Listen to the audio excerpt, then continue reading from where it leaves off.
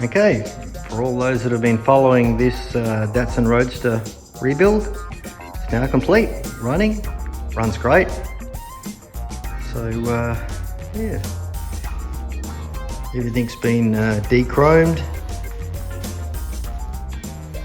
side trim taken off, new seats with the piping color coded to the paint. Everything's working good. Reversing lights are now in the where the reflectors are, and number plate lights are up in the corners there. Yeah, so came out really good.